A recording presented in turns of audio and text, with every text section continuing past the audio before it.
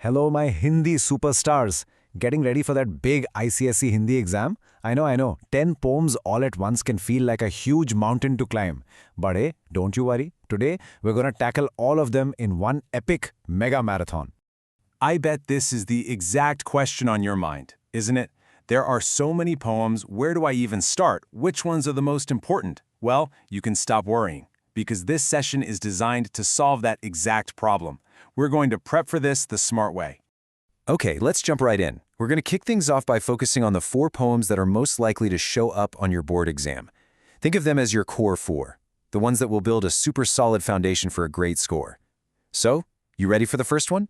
First up, and this one's a biggie, we have Sakhi by the great Saint Kabir Das. The word Sakhi literally means witness or evidence. And in his couplets, Kabir Das gives us these timeless life lessons that, honestly, are just as powerful today as they were back then. This is probably Kabir's most famous couplet. Just imagine this. Both your guru, your teacher, and God are standing in front of you. Who do you bow down to first?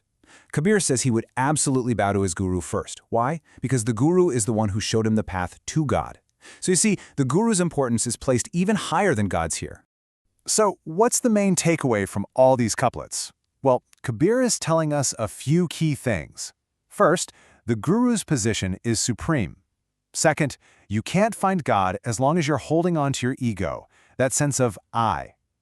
He also spoke out against outward rituals, things like idol worship or loud prayers, arguing that God's qualities are infinite and can't be contained in mere words. All right, let's move on to our second crucial poem, Girdhar Ki Kundalyan. Now, the poet Girdhar gives us all this super practical, real-world advice in really simple language. Reading his poems feels a lot like getting life lessons from a wise old grandparent. Now, before we dive into the lessons, you might be wondering, what exactly is a kundali? Well, it's a specific type of poetic verse. It's basically a combination of a doha and a rola. The first 2 lines are the doha, and the next 4 are the rola. It's this unique structure that really makes Girdhar's poetry stand out.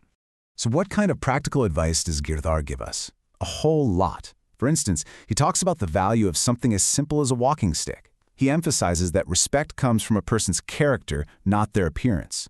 He warns us to be wary of selfish friends and advises against relying on someone who is weak because they can't even protect themselves.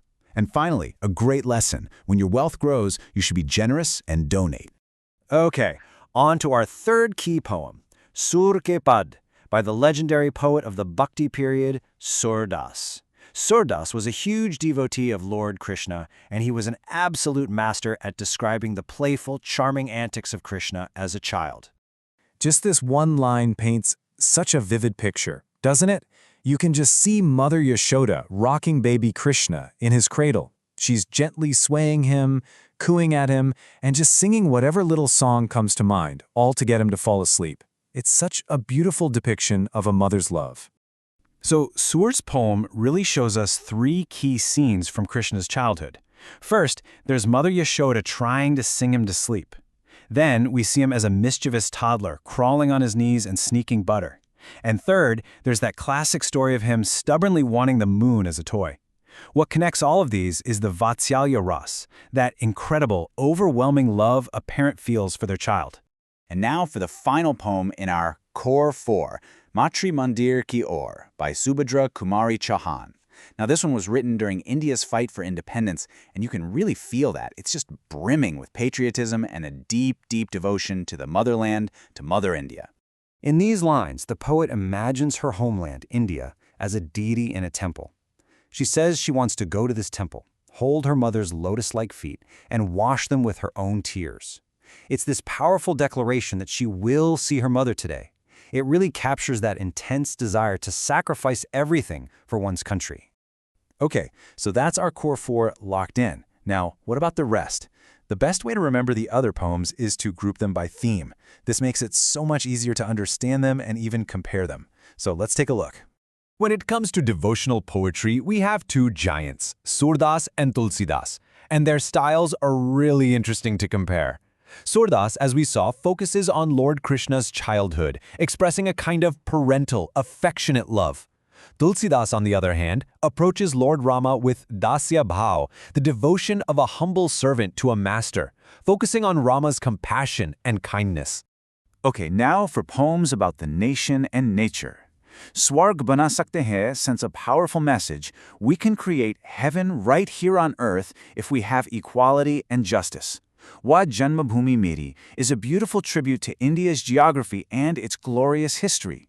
And Megh Aaye is a fantastic example of personification, where nature is giving human qualities.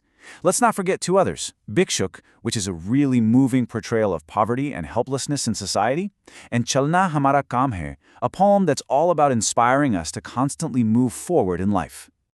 The coolest thing about Megh Aaye is its use of dual symbolism. As you can see in this cable, the poet compares the arrival of clouds to a son-in-law visiting a village from the city. So the wind is like the excited village children running ahead. The trees bending over are like the villagers peeking out to get a look. It's this brilliant comparison that makes the whole poem so vivid and special. All right, we've covered all the poems. But now for the million-dollar question. How do you actually write your answers in the exam to make sure you get full marks? Let's move into our final section and lay out a winning strategy. It's a simple three-step plan. First, for every single poem, make sure you know its central idea and its main message. Second, you need to understand the poet's purpose. What were they trying to communicate? And third, this is crucial, write your answers in your own simple, clear language. Don't just try to memorize lines. And please, watch out for spelling mistakes. And that wraps up our mega marathon of all 10 poems from Sahitya Sagar. Before you go, I want to leave you with one final thought. After exploring all these different ideas, what inspires you the most?